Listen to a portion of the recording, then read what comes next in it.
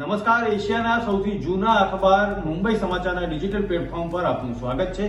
હું છું જીગર પંડ્યા. નજર કરીશું મુખ્ય સમાચાર. વિવાદાસ્પદ ટ્રેની આઈએએસ અધિકારી પૂજા ખેડકરને મોટો ઝટકો લાગ્યો છે. યુનિયન પબ્લિક સર્વિસ કમિશન યુપીએસસીએ પૂજા ખેડકર વિરુદ્ધ મોટી કાર્યવાહી કરી છે. આયોગે પૂજા ખેડકરનું આઈએએસ પદ છીનવી લીધું છે અને તેના પર ભવિષ્યની તમામ પરીક્ષાઓ પર પ્રતિબંધ લગાવી દીધો. ગુજરાતમાં સુરત, વડોદરા અને રાજકોટ જેવા મોટા શહેરોમાં જે રીતે ધોધમાર વરસાદ વરસ્યો તેનાથી રોડ રસ્તા ખૂબ જ બિસ્માર થઈ ચૂક્યા છે. રાજ્યના અનેક શહેરોમાં રોડ ધોવાયા છે. રોડ રસ્તાની હાલત એટલી ખરાબ છે કે વાહન ચાલકો હેરાન પરેશાન થઈ રહ્યા છે.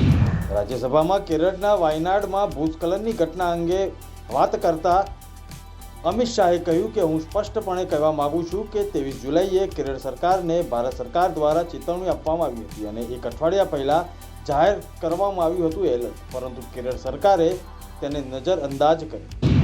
ભારતીય હવામાન વિભાગે ઘણા રાજ્યોમાં ભારે વરસાદની આગાહી કરી છે.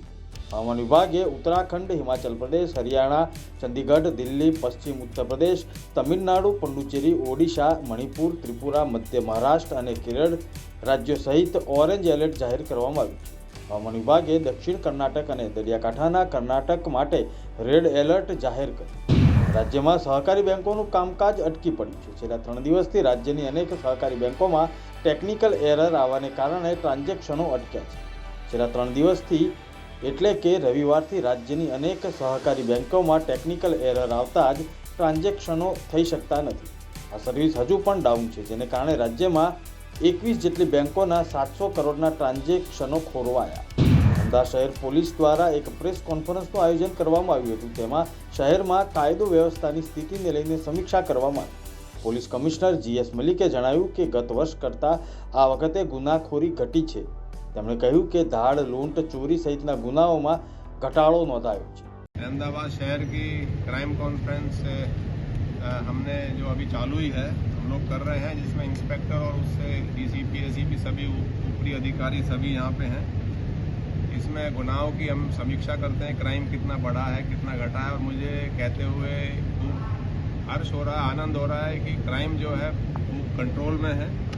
खून का अगर हम पोजीशन देखें तो ये चालू वर्ष में 39 खून हुए हैं. लास्ट टाइम 59 थे, એટલે 33% कम हुए. खून की कोशिश 21% कम हुई है. लूट 32% कम है. जो हाउस ब्रेकिंग है, जो घरफोड़ है, वो 22.3% कम है. चोरियों जो है वो 29.7% कम है. हम अभी ऑनलाइन भी FIR लेते हैं, उसके बाद उसके सिग्नेचर खैर करने पड़ते हैं लीगली. तो FIR जो वाहन चोरी है वो 460 FIR हमने ऐसी ली है. मोबाइल चोरी की भी FIR हमने 656 ली है.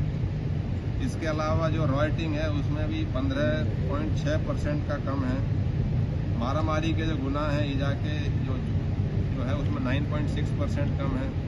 रेप के गुनाह में 12.8% कम है. और जो मैनुअल के हिसाब से जो मेन फर्स्ट पार्ट के जो ऑफेंस होते हैं उसमें इस चालू साल 5075 ऑफेंस दाखिल हुए हैं, जो लास्ट टाइम 6534 थे.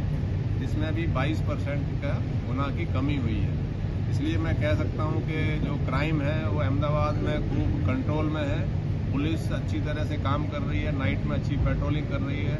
तुम देखते होगे कि शाम को पुलिस रूट मार्च करती है, पैदल चलती है. इंस्पेक्टर हर पुलिस स्टेशन से निकलते हैं, आपको रोड पे पुलिस शाम को नज़र आएगी.